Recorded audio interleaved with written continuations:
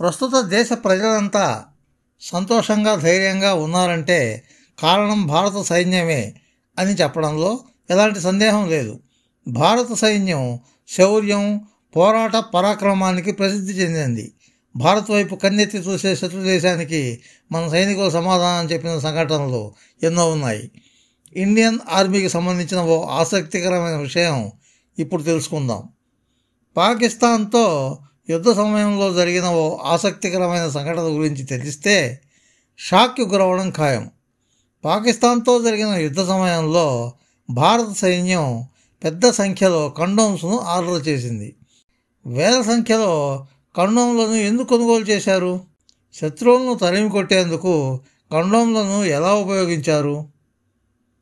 ఈ సంఘటన 1971 డిసెంబర్ 3వ తేదీన జరిగింది. డిసెంబర్ 3వ తేదీన మొదలైన యుద్ధం డిసెంబర్ 16 వరకు కొనసాగిన విషయం తెలిసిందే. చరిత్రలో ఈ సంఘటన ఎప్పటికీ నిలిచిపోతుంది. ఈ సమయంలో పాక్ ఆర్మీ భారత్ ఎయిర్ బేస్ను టార్గెట్ చేసింది.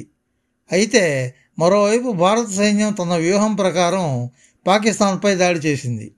భారత సైన్యం అనేక వైపుల నుంచి పాకిస్తాన్ సైనికులపై దాడి చేసింది. ఈ సందర్భంగా వేల సంఖ్యలో కండోమ్లను ఆర్డర్ చేశారు. యుద్ధ వ్యూహంలో భాగంగా భారత సైన్యం చిట్టగాంగ్ పోర్టును లక్ష్యంగా చేసుకుంది. పాక్ నౌకలను టార్గెట్ చేయాలన్నది భారత సైనికుల ప్లాన్. అయితే ఈ నౌకలను ప్రయోగించడం అంత సులభమైన విషయం కాదు.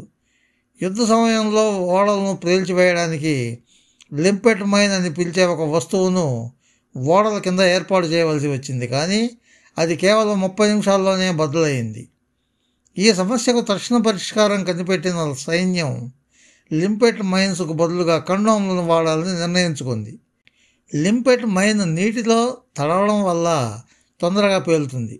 దీంతో దీన్ని కండోమ్లో ఉంచడం ద్వారా నీటిలో తడవకుండా సమయానికి పేలింది. ఇలా ఇండియన్ ఆర్మీ కండోమ్లను ఉపయోగించింది. ఈ మిషన్లో భాగంగా పాకిస్తాన్ నౌకలను ఇండియన్ ఆర్మీ పేల్చేసింది. ఈ ఆపరేషన్లో భారత వైమానిక దళం కూడా కీలక పాత్ర పోషించింది. ఫ్రెండ్స్, ఈ వీడియో మీకు నచ్చితే లైక్ చేయండి, మీ మిత్రులకు కూడా షేర్ చేయండి. మా ఛానల్ కి మొదటిసారి వచ్చినట్లయితే సబ్స్క్రైబ్ చేసి పక్కనున్న బెల్ ఐకాన్ని యాక్టివేట్ చేయండి. మా ఛానల్లో అప్లోడ్ చేసే ప్రతి వీడియో మీకు నోటిఫికేషన్ రూపంలో వస్తుంది. Thank you friends. Thank you very much for watching this video. Bye bye.